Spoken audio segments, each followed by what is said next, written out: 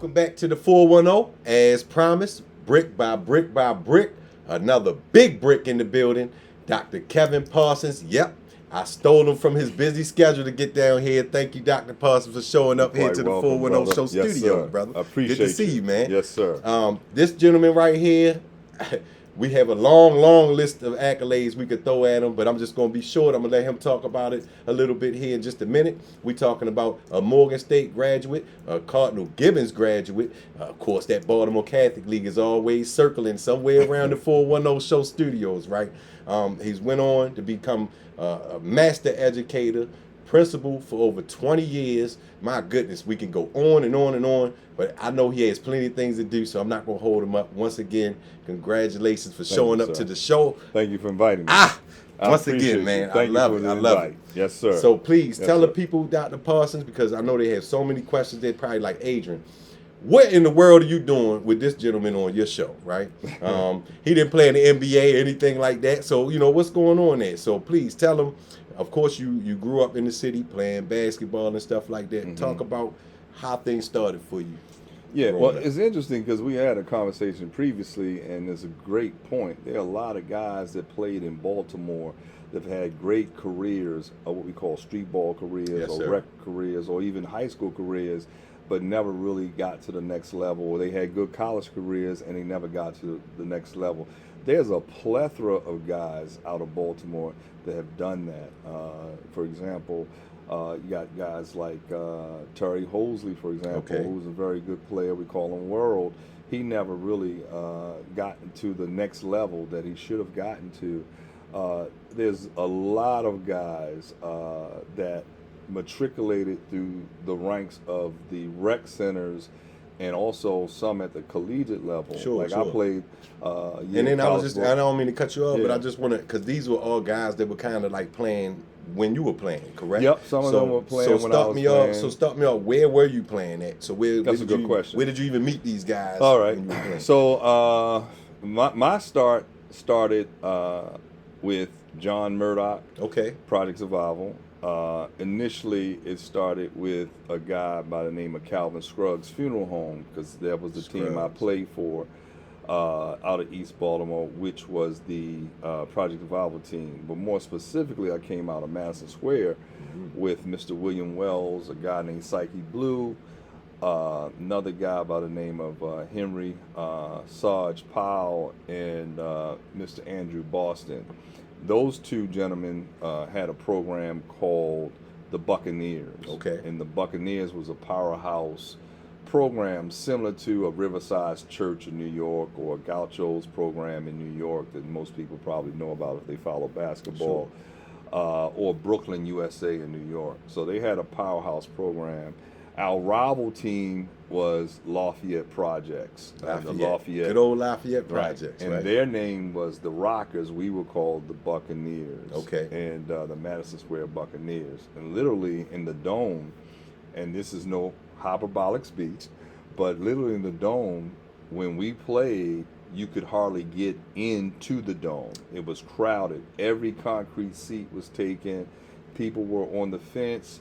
They were on the back side of the fence. They were on the roof that oversees the door passageway that goes into Madison. So these were programs that produced a lot of players. Let's say out of Madison, you had Quentin Daly. You had Sam Cassell. You had Dante Bright. You had Keith Booth. You had Pop Tubman. You had Mark Wilson. You had also Dwayne Farrell, went to Georgia Tech, played for Atlanta for a long time. Just a whole list of kids. That's a lot of talent. For example, Diego Jones went to West Virginia. Michael Lloyd, played up at the Madison, but he went to Syracuse. So there was a lot. But also on Lafayette's side, you had people like Dwayne Wood, Koshel. You had Kevin Wood, went to the University of Tennessee. You had a guy named Barry Scott, who was supposed to be recruited by Georgetown, ended up going out to the Midwest. He was good. You had Kevin Bush, who went to Virginia State along with Kosher. You had guys like, you had Paul and Daryl Edwards, who played there, that went to Mount St. Mary's and played up there. When you were playing in the mix of all this, did it feel like you were playing with greats or legends, or did you just feel like y'all were just at the pub? Well, I got to be a little transparent. I was always been humble, and I even talked to like my good friend. I used to stay at Ernie Graham's house sometimes because I was good friends with Gary Graham, who played at UNLV. Okay. And sometimes you don't know that you're that good or that you're good. Right. You hear people talking, but I've talked to a number of players. It's like, man, I didn't think I was that good. But others saw something in you that you didn't. I used to talk to Ernie. He played at Maryland, and the night that he scored 44, and he still holds the record. He still holds the record, sir. right? And he played against Hawkeye Whitney and those guys out of the Mather. I was with him at Odell's the night he scored 44 because Maryland's so close. He came back and celebrated. But he used to talk about, and believe this or not only the nervousness of going out on a big floor, but a lot of times he wanted to shy away from people because in some instances he knew he was good, but he didn't think he was that good. Right? Really? I mean, putting up them numbers. Right. I actually talked to Mr. Graham at the cookout. My guy. And I said, Mr. Graham, you left some on the table, man. You was supposed to have a 50-piece that night. Yeah. And he agreed with me. He said he caught a cramp in the second half. Yeah, and technically, in my opinion, and I talked to Julius Erving about it because Julius is a good friend. He should have been on the 76ers team. So I'm back this up real quick. Dr. J, Julius Erving, is a good friend. He's considered a good friend. I'm sorry, pardon me. This is, I don't meet a lot of people. No, I got you. That, right? So that's, and Magic, I got to meet them. The thing, and they've been inspirational in my life from the standpoint of life after basketball. Was the conversation. What is it that you do, like yourself? What is it you do when they're not hollering your name from the bleachers or from the stands anymore? A lot of guys don't know how to make that transition. Well, it's an empty feeling. Yep, it's an empty feeling. And especially if they don't make it to that next level, they have nothing to fall back on. I had a good parent who told me, don't put all your eggs in one basket.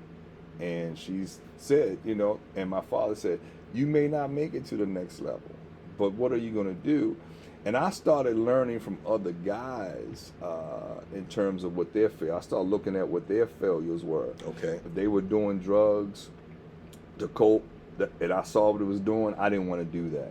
If they weren't going to school, and I saw how that affected them, I wanted to go to school and to make sure I matriculated at the highest levels and things like that. But they, again, basketball for Baltimore, it's a honeypot. Yes. And of course, we were a coffee stop back in the day until Skip and them put it on Adrian Dantley and those guys. I think it was Billy Langlow and those guys that folks started looking at us. It changed the perception of Baltimore. Mm-hmm. And even though there were great players even before that era with Skip, it was always D.C., New Jersey, New York that were the places they would go to recruit in the Mid-Atlantic. Yeah, and talking to Mr. Box Owens, I know you're familiar with that gentleman. Of course. That was one of the things and points he was bringing up was the fact that they used to literally just drive around Baltimore when they would recruit for whatever reason. Absolutely. So, it was a coffee stop. Yeah. You would stop, and if they wanted to see Earl Monroe, they would stop to catch a game, and then they'd keep going. They keep it moving, huh? Yeah, but we've been a honeypot, and the list is so long. And I know we talk about legends, and like you and I were talking, it's like names you probably never heard of. A lot of times, guys get forgotten because they don't get mentioned. And that's my goal here right now on the 410 show is to make sure that whatever legends we have had in the building, we get some recognition for them because these people were trailblazers in a day where, we were just getting our footing as a community and, there wasn't any kind of records being taken of this stuff, social media, like that. So I feel like almost obligated now that I'm hearing all this stuff is to get it somewhere on tape so we can, my generations following my generation can look at this stuff and understand what was going on. And maybe it might inspire or just change some thinking. And that's really my goal is just to give them something else to look at and think about. That's right. And history in any subject is important, right? And sometimes we forget not only history in basketball, just history in general. Yeah. And as you indicated, griot was the way that we would do it. What I mean by that, it'd be word of mouth. Like when I was sitting with my friend Steve Smith, who was a tough player, he has an interesting story. Steve Smith never played high school basketball, just like Roger Dickens, but he played at USC. I didn't know that. He played for Job Corps. He was in Job Corps, and he got looked at, and this guy could dunk. And Steve was about 5'10", 5'11", could get off the ground. He used to dunk with ankle weights and boots on. He would train. And he was one of my mentors because we all lived in the same neighborhood. Terry Hosley, Jerry Smith, who played for Dunbar, was on a team with Cal Maddox. And then when they played Gene Banks from West Philly, Gene Banks was the #1 team in the nation. They played him down the Civic Center. It was David Wingate and his brother who played Spencer Wingate. A guy named Mike Thompson who played Dwayne Wallace, who went to Dunbar, played for the University of Pittsburgh. His brother, who also played for the University of Missouri, who also played for Steve Wallace. Who played. So also Lance Hill. Talk about Kansas. Pull out the Kansas stuff. Lance Hill is from Baltimore. Played for Kansas. He played for Lake Clifton. So it seems like Kansas just loves Baltimore players. It seems a couple of them seem to be popping up on the radar. Even before Josh Selby, of course, was the big one in my era there. So yeah, I mean. The list goes on. I know y'all are out there listening. The list goes on and on. All of these gentlemen that he's talking about are from right here in Baltimore City. So don't believe the hype. So you had somebody else who went to Kansas. As a matter of fact, when I used to live and work in Kansas, I run into him every now and then. Is a guy by the name of Tony Guy. Tony Guy. They used to pack the gym because I was there with Quentin. And when Loyola and Cardinal Gibbons played, you couldn't get a seat. That's what I've been hearing. It was standing room only. Standing room only. Yeah. And just like I think about that now, obviously people have cars, more cars now probably than they had before, and still even then, everything was packed wherever you just had to be there. Absolutely. And there was a big following in basketball, and kids were playing because we were in the rec centers. Now kids don't have rec centers. They have programs. They have the AAUs, but the culture and climate was really different. The commitment from coaches were really different. And so there were those rival programs, like I said, Lafayette and Madison. Then you start seeing other programs starting to develop because other kids started going other places because you had good talent sitting on the bench. Just like at Dunbar, you look at Reggie Lewis. You look at guys like Kevin Green, who was a leading scorer at Loyola and holds the record Loyola. He was a sixth man at Dunbar. And, of course, his daughter could play. But those are guys who could have gone anywhere else and started. Right. But it's just that much talent. It was just that much talent. So, all right. So, I mean, you're in the mix of all of this great talent, right? And obviously, you were no chopped liver on the court either, right? So, tell me, kind of like, all right, going into college, what inspired you to get off the track of just basketball and kind of focus on becoming a master educator? Okay. I come from a family of educators. My mom was an interim assistant principal at Broadway Elementary on Broadway and Ashland. It was 109. Back then, you went by numbers. 109, school 26. Those are numbers. 101. And like I said, my aunts, I had two aunts who eventually became assistant principals. One became director of student support. I had another aunt who ran a daycare center. Father started out teaching and then became a social worker. So this is kind of in your bloodline. It was in the bloodline a little bit. Mm-hmm. But I also had other people in my ear about, listen, you gotta have something to fall back on, and what is it gonna look like? Steve Smith was one of those people who I sat and we used to talk with. Bonita Bush, who was honored as a legend, who has a scoring record at Catonsville Community College. She was leading, played with Tim Green, went to community college.